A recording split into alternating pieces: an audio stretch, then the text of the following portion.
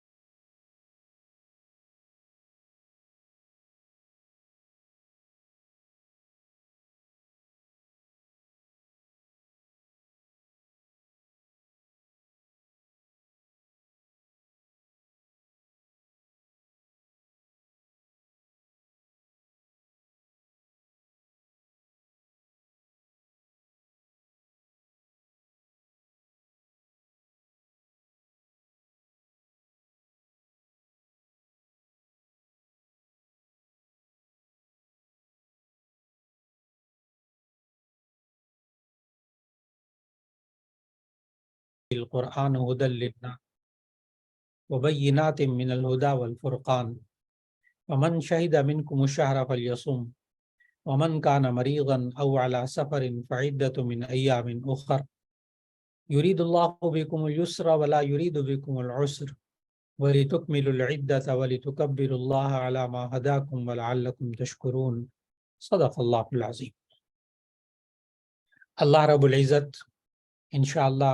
چند روز کے بعد ایک بڑا ہی برکت والا عظمت والا مہینہ اللہ تعالیٰ عطا فرمانے والا ہے. اللہ تعالیٰ صحت کے ساتھ عافیت کے ساتھ اس میں روزے رکھنے عبادات کرنے کی توفیق عطا فرمائے. یہ وہ مہینہ جس کے لیے نبی صلی اللہ علیہ وسلم تو یہ دعا 2 مہینے پہلے مانگنا شروع فرما دیتے تھے. اللہم بارک لنا فی رجب و شعبان و بلغنا رمضان. کہ اللہ ہمیں رجب اور شعبان میں برکت عطا فرما، رمضان تک ہمیں پہنچنے کی توفیق عطا فرما. آج کی اس نشست میں صرف عرض کرنا یہ مقصود ہے کہ قرآن اور سنت کی روشنی میں اللہ اور اس کے رسول صلی اللہ علیہ وسلم نے ہمیں رمضان کے بارے میں کیا کچھ بتایا اور ہمیں اسی طرح رمضان کی تربیت کرنی چاہیے اور رمضان سے پہلے ذہن بنانا چاہیے.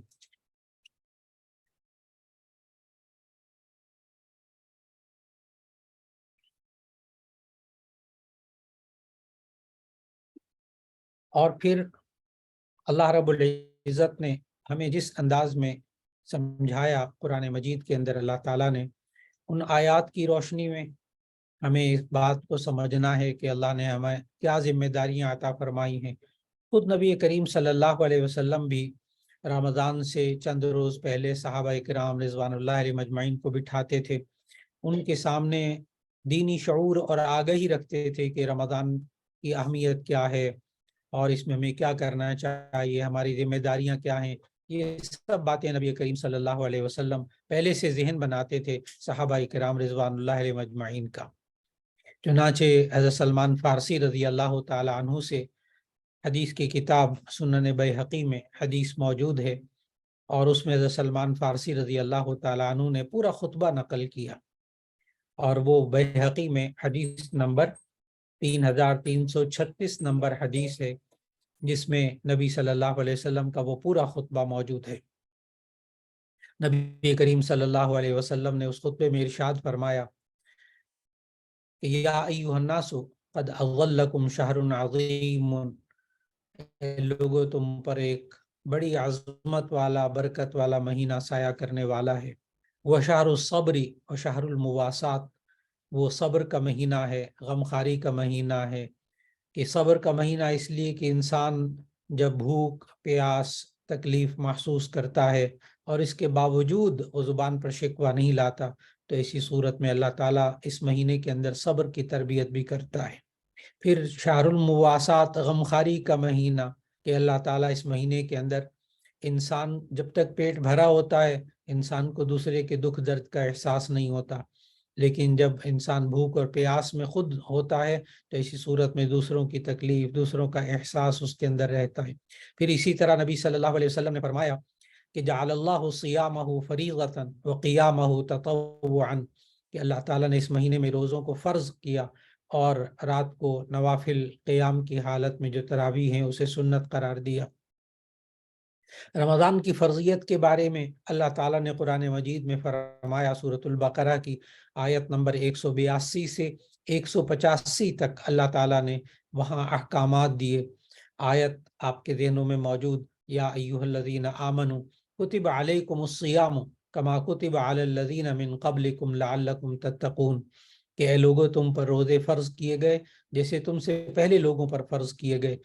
تاکہ تم پرہیزگار ہو جاؤ۔ یہ وہ آیت ہے جس کی وجہ سے روزے فرض ہوئے۔ ان آیات میں روزے کی فرضیت کا ذکر ہے، اور یہ بھی اللہ تعالیٰ نے سمجھایا کہ گزشتہ امتوں میں بھی روزے فرض تھے اور اب آپ پر بھی روزے فرض ہیں۔ اور پھر اللہ تعالیٰ نے روزے کا مقصد بھی بتایا اس آیت میں، لعلکم تتقون، تاکہ تم پرہیزگار ہو جاؤ۔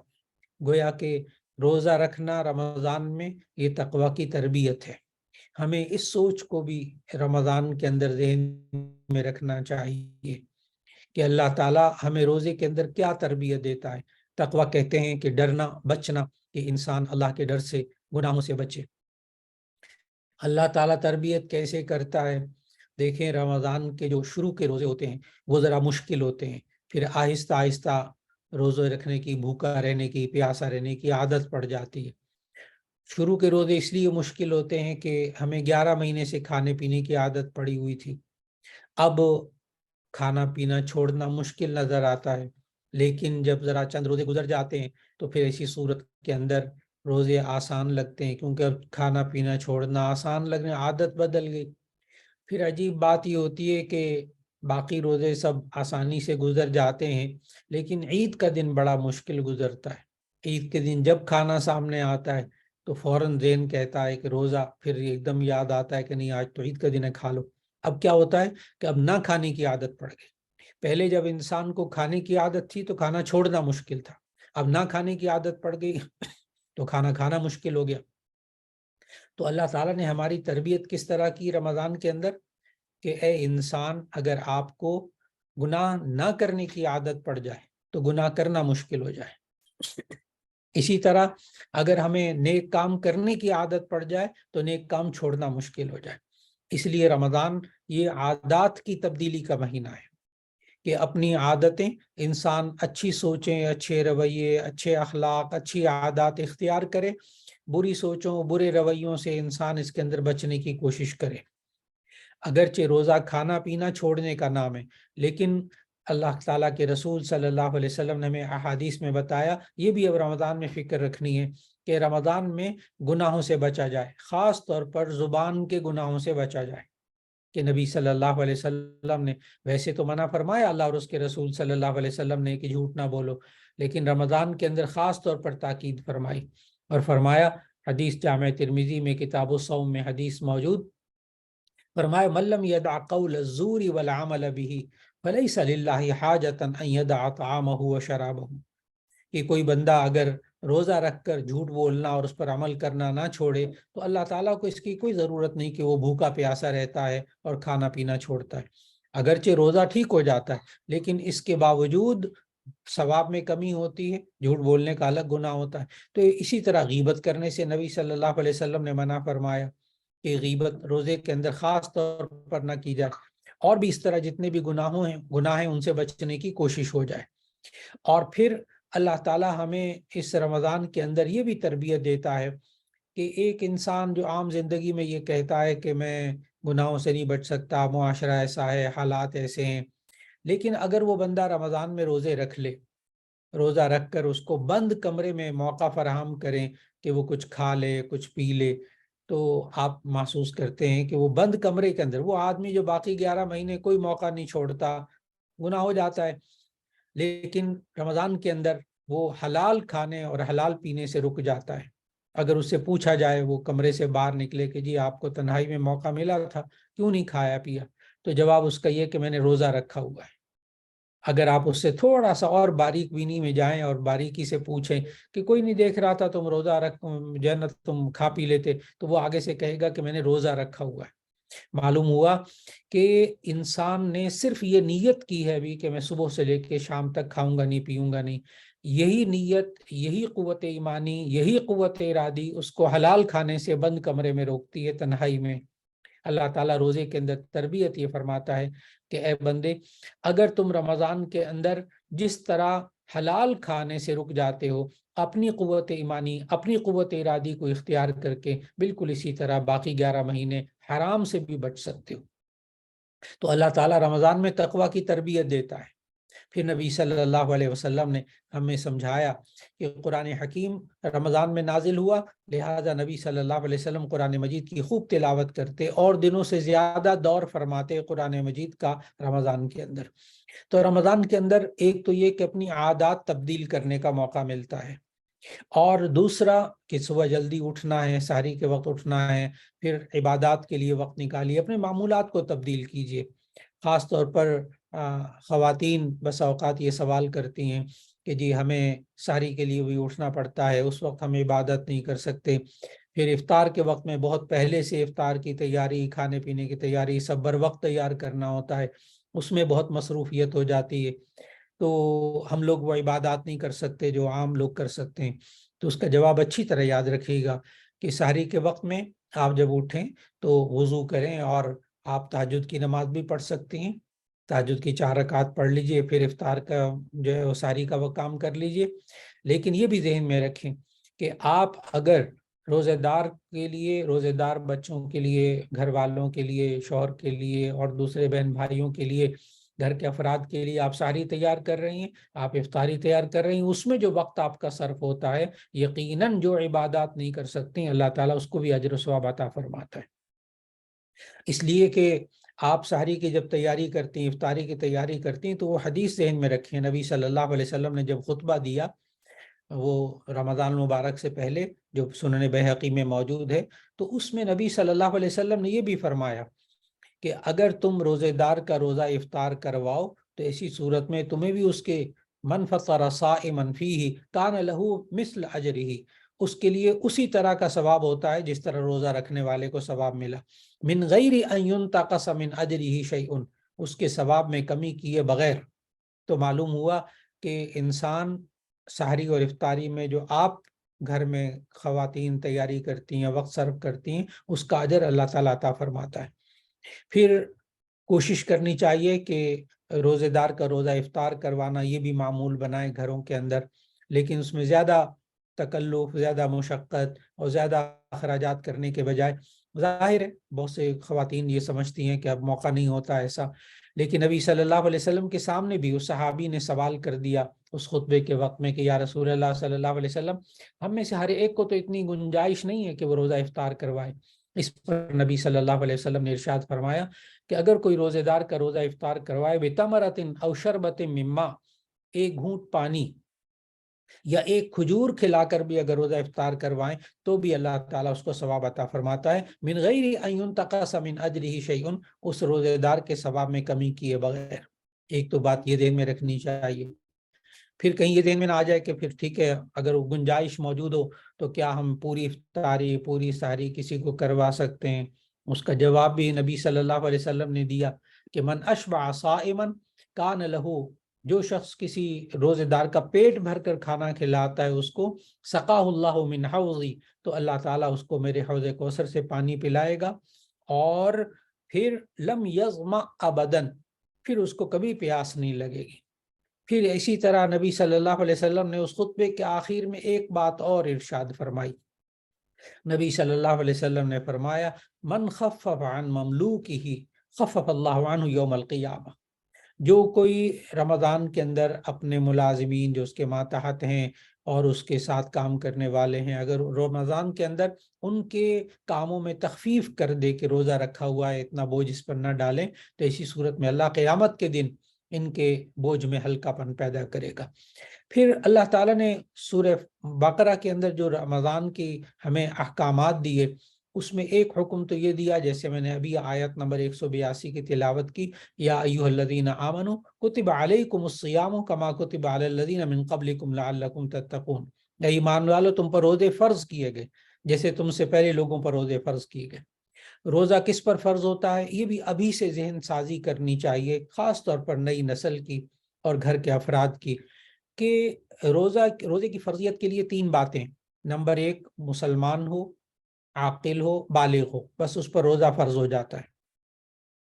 چاہے بیمار ہو، بیمار بھی اس پر روزہ فرض ہو جاتا ہے. ابھی اس کے بارے میں بات عرض کرتا ہوں. یہ ذہن سازی نبی صلی اللہ علیہ وسلم خود بھی فرمایا کرتے تھے. اب روزہ فرض ہوتا ہے مسلمان پر، غیر مسلم پر روزہ فرض نہیں ہوتا. عاقل پر، جو عقل رکھتا ہو، جو بیچارہ بالکل بدحواس ہو گیا ہو اور اس کو خیر و شر کی تمیز نہ ہو، اتنا بیچارہ دیوانہ ہو گیا ہو، ذہنی بیچارہ مریض ہے، اس پر روزہ فرض نہیں ہوتا. اسی طرح جو بالغ ہو اس پر روزہ فرض ہوتا ہے. نابالغ بچے پر، بچی پر روزہ فرض نہیں ہوتا. لیکن نبی صلی اللہ علیہ وسلم نے جس طرح سمجھایا کہ نماز، یہ بھی جب بچہ اور بچی 14 سال کا تقریباً ہو جائے یا اور علامات ظاہر ہو جائیں تو اس پر روزہ فرض ہوتا ہے. نماز بھی 14 سال کی عمر میں فرض ہوتی ہے، 13-14 سال، اور اسی طرح روزہ بھی بالغ ہونے کے بعد فرض ہوتا ہے. لیکن آپ یہ سوچیں کہ بچوں کو روزہ رکھنے کی عادت ڈالیے کب سے. اس کو اگر ہم سمجھنا چاہیں تو نبی صلی اللہ علیہ وسلم نے نماز کے بارے میں جو حکم دیا، بخاری شریف میں بھی حدیث موجود اور جامع ترمذی میں بھی وہ حدیث موجود، کہ نبی صلی اللہ علیہ وسلم نے فرمایا مروا اولادکم بالصلاۃ وهم ابناء 7. تم بچوں کو نماز کا حکم دو جب وہ 7 سال کے ہو جائیں.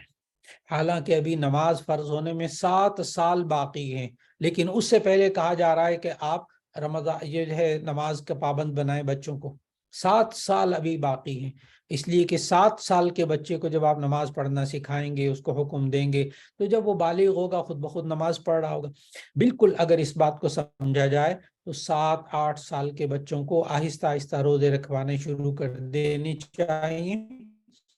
پھر 11 سال 12 سال کی عمر میں بچوں کو کوشش کرنی چاہیے کہ بچے اور بچیاں مکمل روزے رکھنے کے عادی بن جائیں، تاکہ جب وہ بالغ ہوں، ان پر روزے فرض ہوں، تو ایسی صورت میں روزے رکھ لیں. اسی طرح یہ ذہن میں رکھنا چاہیے کہ جو کوئی بالغ ہو جائے، 14 سال کی عمر ہو گئی، اب ایسی صورت میں اس پر روزے فرض ہوئے. اگر یہ زندگی میں اس نے روزے نہ رکھے تو ایسی صورت کے اندر یہ روزے ساری زندگی اس کے ذمے اس کا قضا رکھنا واجب ہوگا. ساری زندگی کے لیے اس پر قضا رکھنا واجب. اس لیے بڑی توجہ سے اس بات کو گھروں میں سمجھانا چاہیے کہ جو بالغ بچے ہیں، بچیاں ہیں، ان کو کہا جائے آپ پر روزہ فرض ہے. اور اس کیفیت سے گھروں کے اندر بہت بچنا چاہیے، ماحول بنانا چاہیے کہ ایسا نہ ہو کہ اگر ہم نے گھروں کے اندر اسی طرح رمضان میں صبح کے وقت میں ناشتے کی ٹیبل لگ رہی ہے، ناشتے کا دسترخوان لگ رہا ہے، دوپہر کو سب کھانا کھا رہے ہیں، رات کا کھانا بھی اسی طرح چل رہا ہے، تو اندیشہ ہوتا ہے اور ہو رہا ہے ایسا بعض گھروں کے اندر کہ بچوں کے اندر رمضان کا بھی تصور نہیں ہوتا اور روزے کا بھی تصور نہیں ہوتا، بالکل نہیں ہوتا. یعنی یہ بھی نہیں روزہ فرض ہے. بعض نوجوان بچے ہوتے ہیں، ان کو جب کہا جائے کہنے کہ ہمیں تو آج تک کسی نے نہیں بتایا کہ روزہ فرض ہوتا ہے. اس لیے وقت کی بہت بڑی ضرورت ہے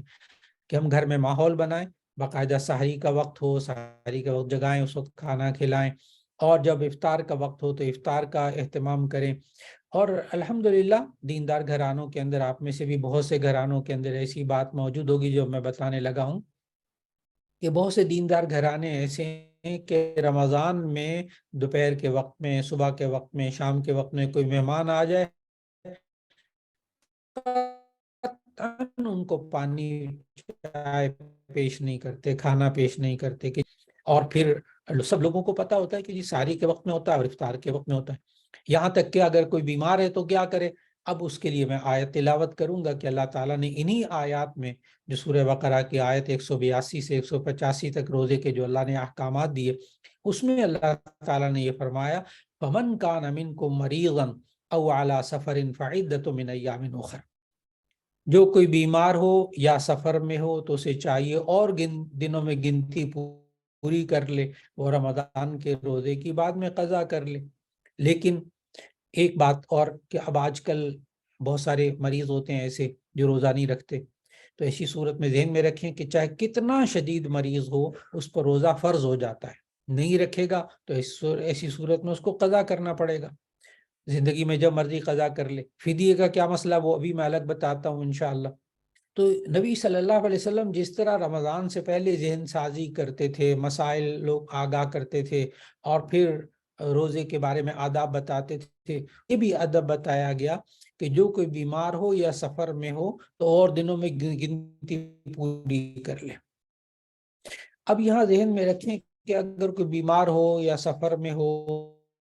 اب سفر آرام دہ ہے، وہ کہتا ہے چلو کوئی بات نہیں میں روزہ رکھ لیتا ہوں، اس کی گنجائش موجود۔ اللہ تعالیٰ نے قرآن مجید کے اندر جو ہمیں رعایتیں دی ہیں، سہولتیں دی ہیں، ان سہولتوں کی دو قسمیں ہیں۔ بعض سہولتیں ایسی ہیں جن کو اختیار کرنا واجب ہوتا ہے،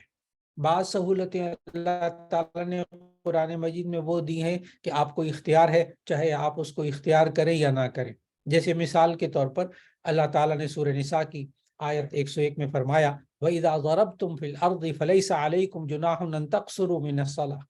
کہ جب تم سفر کرو تو ایسی صورت میں تم پر کوئی حرج نہیں کہ تم قصر کیا کرو۔ تو وہاں مفسرین لکھتے ہیں، فقہا لکھتے ہیں کہ نماز میں قصر کرنا واجب ہے، یہ رعایت اختیار کرنا ضروری ہے، چاہے آپ سفر کریں ہوائی جہاز میں، ایئر کنڈیشن کار میں اور بالکل تھکن نہیں ہوئی، اس کے باوجود نماز میں قصر آپ کے ذمے ہے۔ لیکن یہاں روزے کو سفر کی حالت میں رکھنا نہ رکھنا، یہ جو رعایت ہے یہ واجب نہیں ہے، یعنی اگر کوئی سفر میں ہے یا سہولت کے ساتھ ہے تو ایسی صورت میں وہ روزہ رکھ لے، کوئی حرج کی بات نہیں، لیکن اپنے آپ کو مشقت میں نہ ڈالے۔ کہ اللہ تعالیٰ نے فرمایا یرید اللہ بکم الیسر، انہی آیات میں روزے کے احکام کے ساتھ اللہ نے فرمایا یرید اللہ بکم الیسر ولا یرید بکم العسر ولتکملوا العدہ، کہ اللہ تعالیٰ تمہارے لیے سہولت گنتی پوری کر لو۔ اور یہ بھی ذہن میں رکھیں کہ بیمار شخص کتنا بیمار ہو روزہ چھوڑ دے، یہ ہر انسان کی اپنی ہمت کے مطابق ہے، لیکن جب میں ڈاکٹر حضرات سے مشورہ کرتا ہوں، ڈاکٹر حضرات اس بارے میں باتیں بتاتے ہیں، وہ کہتے ہیں کہ اگر ہم 100 بیماریوں کی فہرست بنا لیں تو اس میں صرف 3-4 بیماریاں ہیں کہ جن میں ہم روزہ رکھنے سے منع کرتے ہیں، ورنہ روزہ ہر بیماری میں مفید ہے اور انسان کے لیے فائدہ مند ہے۔ اس لیے اللہ تعالیٰ توفیق دے تو اپنے آپ کو مشقت میں نہ ڈالیں، اور بیمار ہوں تو ہلکی پھلکی بیماری ہو تو ایسی صورت میں روزہ رکھ لیا جائے، نہ برداشت ہو کوئی بات نہیں اور دنوں میں قضا کر لیا جائے۔ اور پھر اللہ تعالیٰ نے ہمیں ان آیات میں یہ بھی بتایا کہ شہر رمضان الذی انزل فیہ القرآن ھدی للناس، رمضان کے مہینے میں اللہ تعالیٰ نے قرآن مجید نازل کیا، لہٰذا قرآن مجید رمضان میں تلاوت کرنا اور دنوں سے زیادہ معمول بنا لیجیے۔ اس میں نبی صلی اللہ علیہ وسلم کی بھی یہ سنت کہ عام رمضان کے اندر نبی صلی اللہ علیہ وسلم ایک دور کیا کرتے تھے، رمضان میں بس اوقات 2 دور یا اس سے بھی زیادہ کر لیتے تھے۔ تو اگر کم از کم اتنا ہو جائے کہ خواتین کم از کم اتنی پابندی رکھ لیں کہ اگر رمضان میں آپ تاریخ وار، روزے کی تاریخ وار قرآن مجید کی تلاوت کر لیں، پہلا روزہ ہے پہلا پارہ، دوسرا روزہ ہے دوسرا پارہ، 15واں روزہ ہے تو 15واں پارہ، اس سے کیا ہوگا آپ کا وقت زیادہ زیادہ 25 منٹ 20 منٹ آدھا گھنٹہ، بہت کوئی آہستہ آہستہ بھی پڑھ رہے ہوں تو آدھا گھنٹہ لگ جائے گا۔ لیکن اگر رمضان کی تاریخ کے اعتبار سے ہر روز ایک پارہ تلاوت فرمائیں تو ایسی صورت میں ایک رمضان کے اندر اللہ تعالیٰ پورے قرآن مجید کی تلاوت کی توفیق عطا فرما دے گا، جو بس اوقات پورے سال میں نہیں ہوتی۔ پھر اسی طرح رمضان کے اندر اگر اللہ توفیق دے تو ایک پارے کی تلاوت کے ساتھ وقت ملے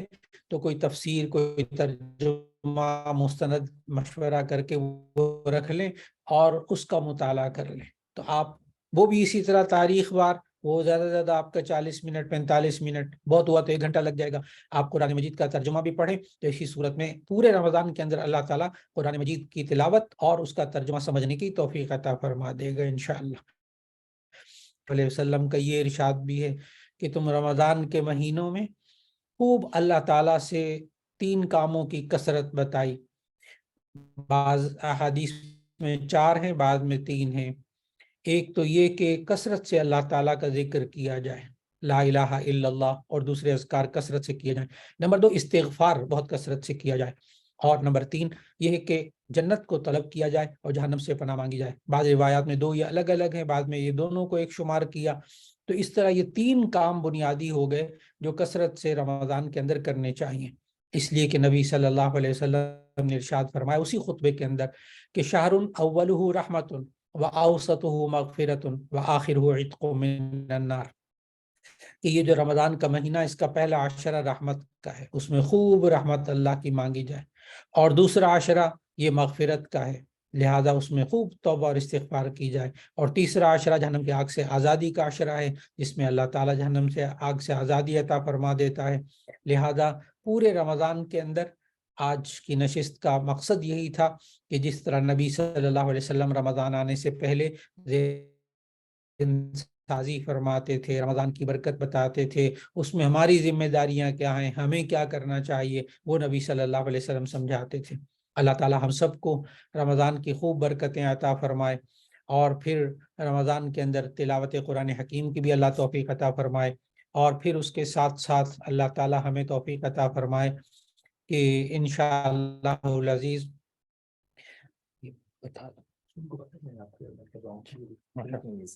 ماشاء اللہ اللہ تعالیٰ قبول فرمائے. مجھے بھی بتایا گیا کہ الحمدللہ یہ رمضان کے، زکوٰۃ کے، میراث کے، اور دورہ صرف و نحو کے، اور یہ سارے ماشاءاللہ تجوید کے، اور یہ سارے کورسز ہو رہے ہیں رمضان کے اندر. اللہ تعالیٰ خوب برکتیں عطا فرمائے، اور ان کورسز میں ضرور شرکت کیجیے گا. یہ بڑے ہی قیمتی ماشاءاللہ سب کے سب حضرات جو آپ کے سامنے بیان کریں گے انشاءاللہ وہ سب کے سب قیمتی ہیں اور قیمتی بیانات ہوں گے. اور پورے رمضان کے اندر یہ برکتیں ہوتی ہیں کہ دین کی بات سمجھی جائے تو اللہ تعالیٰ زیادہ سمجھ عطا فرماتا ہے اور عمل کی توفیق بھی عطا فرماتا ہے. اللہ تعالیٰ ہم سب کو رمضان کی قدر کرنے کی توفیق عطا فرمائے، سب کو صحت کے ساتھ، عافیت کے ساتھ روزے رکھنے کی توفیق عطا فرمائے. وآخر دعوانا ان الحمد للہ رب العالمین.